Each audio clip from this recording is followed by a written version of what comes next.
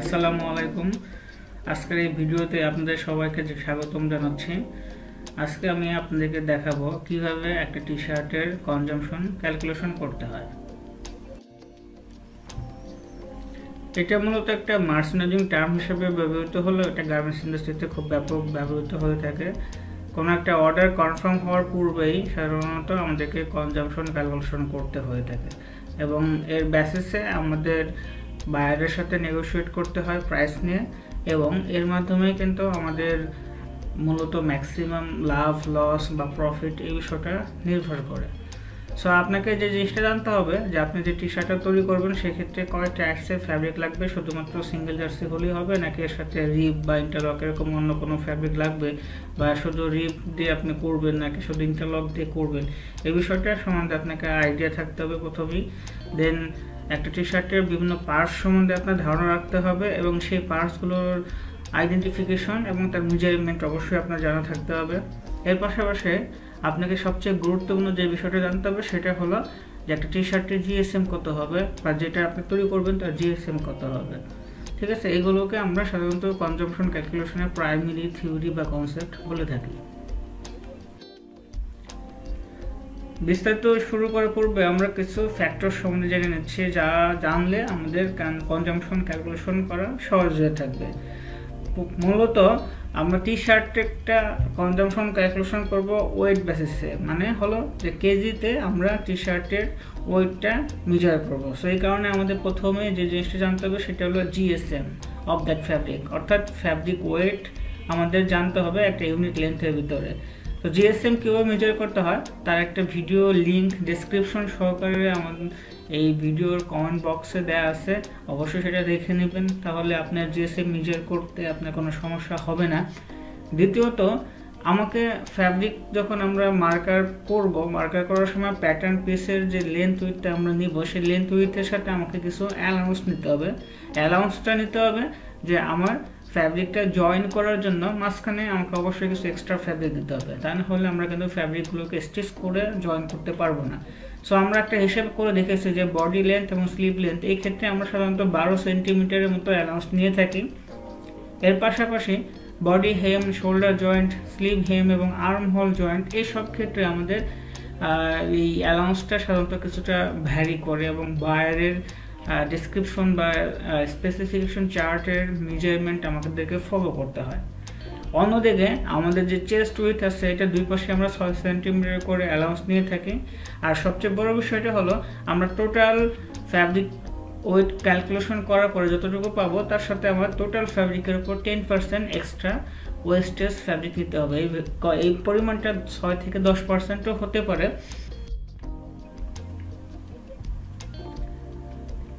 আমরা এখন একটা টি শার্টের কনজাম্পশন ক্যালকুলেশন করব।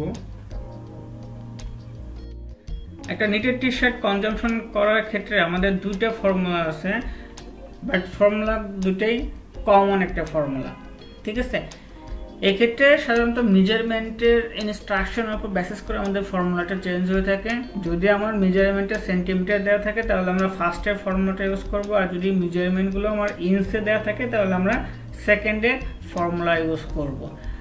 ওকে, সো আমাদের ফর্মুলাটা দেখে নেই যে body length plus sleeve length plus allowance into half chest with plus allowance into 2 into GSM into 12 divided by 10⁻⁷, এবং এর সাথে আমরা ওয়েস্টেজ হিসেবে 6 থেকে 10% এক্সট্রা ফ্যাব্রিক আমাদের নিতে হবে।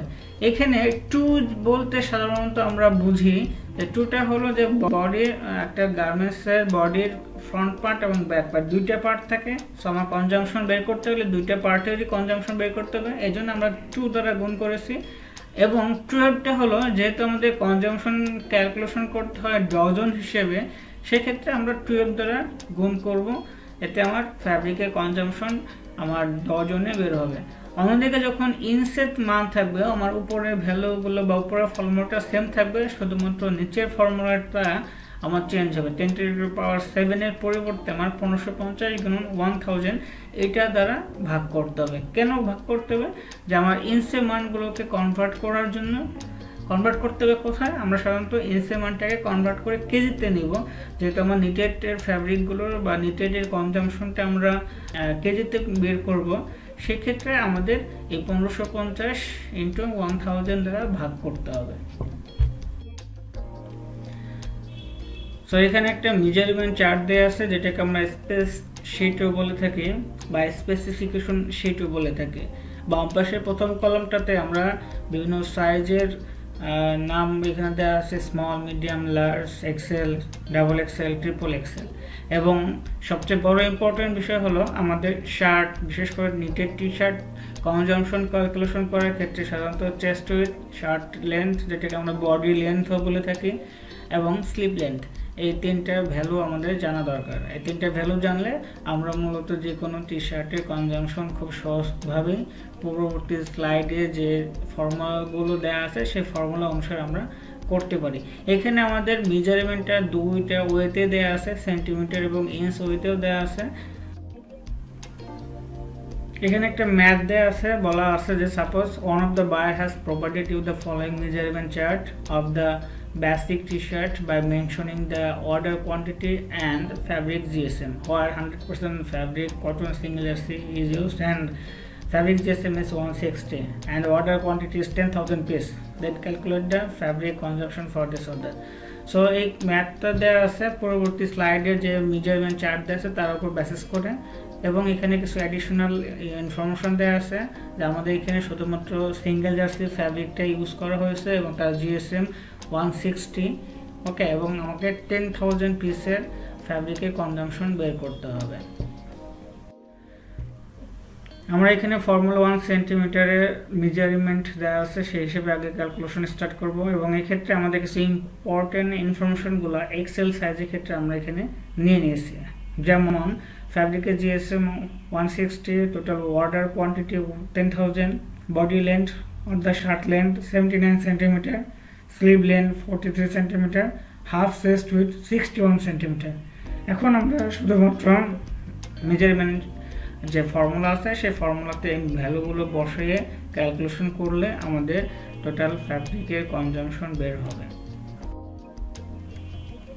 সো এখানে একটা কমন ফর্মুলা দেওয়া আছে, যখন মানগুলো সেন্টিমিটারে দেওয়া থাকে, body length plus sleeve length plus allowance plus half chest with plus allowance into 2 into GSM into 12। এখানে 2টা হলো বডি ফ্রন্ট পার্ট এবং ব্যাক পার্ট, দুইটা পার্ট যেহেতু থাকে একটা টি শার্টে, সেহেতু আমাকে 2 দ্বারা গুণ করতে হবে, তাহলে আমার উভয় পার্টেরই কনজামশন বের হবে। দেন 12টা হলো যেহেতু আমাদের কনজামশনটা ডজনে ক্যালকুলেশন করতে হয়, সেক্ষেত্রে আমাদের 12 দ্বারা গুণ করতে হবে। আর এখানে 10-এর পরে আমার 7টা 0 আছে, তার মানে 10 to the power 7 এই হিসেবে আমাদের এই ফর্মুলাটা চলে আসছে। সো এর সাথে আমাদের কি করতে হবে, ওয়েস্টেজ পার্সেন্টেজ যোগ করতে হবে, যেটা আমরা বলেছি অলরেডি 6 থেকে 10% হবে। এখন আমরা চলুন ভ্যালুগুলো বসাই দিচ্ছি এবং ক্যালকুলেশন করছি, এবং ক্যালকুলেশন করার পরে আমরা 10% ওয়েস্টেজ যোগ করার পরে আমরা পেয়েছি যে 1 ডজন ফ্যাব্রিক বা 1 ডজন টি শার্ট তৈরি করতে আমার 3.795 কেজি ফ্যাব্রিক দরকার। সো এটাকে আমরা 10,000 পিসেস বা 833.33 ডজন দ্বারা গুণ করেছি, এবং আমরা পেয়েছি যে আমার টোটাল 3162.5 কেজি ফ্যাব্রিক দরকার। সো এটাই হলো আমার ক্যালকুলেশন কনজামশন। সো আমাদের টোটাল অর্ডার কোয়ান্টিটির সাপেক্ষে মেজারমেন্ট দিয়ে এক্সেল সাইজের জন্য আমার 3162.5 কেজি ফ্যাব্রিক দরকার। যখন আমাদের মেজারমেন্টগুলো ইঞ্চে দেওয়া থাকবে তখন আমাদের প্রথমে বিষয়গুলো আমরা বের করে নিচ্ছি যে এক্সেল সাইজের জন্য body length 31 inch, sleeve length 17 inch, half chest with 24 inch plus GSM হবে 160। সো এটার মাধ্যমে আমরা এখন ক্যালকুলেশন করব, এবং ক্যালকুলেশনের ক্ষেত্রে কমন ফর্মুলাটা যেটা দেওয়া আছে, body length plus sleeve length plus allowance into half chest plus allowance into 2টা বডির ফ্রন্ট পার্ট ব্যাক পার্টের জন্য ইন্টু GSM ইন্টু 12। এটা আমরা 1 ডজনের জন্য করবো, এই জন্য 12 গুণ হবে, আর এটাকে আমরা ভাগ দেব 1550 ইন্টু 1000 দ্বারা। যেহেতু আমাদের এখানে মানগুলোকে ইঞ্চে দেওয়া আছে, সেটা এটাকে আমাকে কনভার্ট করতে হবে, কনভার্ট করে এটাকে আমাকে সেন্টিমিটারে নিতে হবে, এবং সেন্টিমিটার নেওয়ার জন্য আমাদের এই 1550 গুণন 1000 এই ভ্যালুগুলো আমাদের লাগবে। এবং তার সাথে সাথে আমরা ওয়েস্টেজ প্লাস করবো, যেটা আমরা আগে বলেছি 6 থেকে 10% হবে। সো আমরা এখন ভ্যালুগুলো বসায় দিচ্ছি। বসায় দেওয়ার পরে আমরা দেখতে পাচ্ছি যে এক ডজন ফ্যাব্রিকের জন্য আমার 3.9678 কেজি বা ডজন ফ্যাব্রিক লেগেছে। এই ক্ষেত্রে যেহেতু আমাদের অ্যালাউন্সটা আমরা ইঞ্চে নিতে হবে, সেক্ষেত্রে আমরা 4 নিয়েছি উভয় ক্ষেত্রে। কিন্তু সাধারণত ইঞ্চ যদি আমরা সেন্টিমিটারে হিসাব করি তাহলে আমাদের অ্যালাউন্সটা হয়তো আরেকটু বেশি নেওয়া লাগবে। সো এই কারণে যেহেতু অ্যালাউন্সটা কম আছে, এই ক্ষেত্রে ফ্যাব্রিকের কনজাম্পশনের ক্ষেত্রে সেন্টিমিটারের সাথে ইঞ্চের একটা ডিফারেন্স হতে পারে, কিন্তু এটা তেমন বিষয় না। এটা সাধারণত মার্চেন্ডাইজাররা তারা তাদের এই ক্ষেত্রে সাধারণত মার্চেন্ডাইজাররা তারা নিজেরা ফর্মুলা ইউজ করে থাকে, কমন ফর্মুলা এক্সেল ফাইলে, এবং সেই ফর্মুলাতে শিট অনুসারে তারা তাদের কনজাম্পশন ক্যালকুলেশন করে থাকে। সো আমাদের হিসেব করে দেখা যাচ্ছে যে 10,000 পিসের জন্য আমার 3306.5 কেজি ফ্যাব্রিক লাগবে। সো এটা হলো আমাদের consumption for 10,000 pieces of the garments. এখানে আমরা একটা নোটা বেনে দিয়ে রাখছি যে differences of the total fabric quantity is due to the differences in the allowance. যেহেতু আমরা এখানে ইঞ্চে যে ভ্যালুটা নিয়েছি অ্যালাউন্সের জন্য, সেটা আমাদের সেন্টিমিটার থেকে একটু কম, যে কারণে আমাদের এখানে কনজাম্পশনটা বেশি লেগে যায়। তো আপনাদেরকে অনেক ধন্যবাদ জানাচ্ছি এই ভিডিও দেখার জন্য। আশা করি এখান থেকে উপকার হলে আমিও কৃতার্থ হব, এবং ভিডিওটা অবশ্যই ভালো লাগলে লাইক, কমেন্টস এবং সাবস্ক্রাইব করবেন। আপনাদের ফ্রেন্ডদেরকে, টেক্সটাইল ইঞ্জিনিয়ারদেরকে এই ভিডিওটা দেখার সুযোগ করে দেবেন। ধন্যবাদ সবাইকে।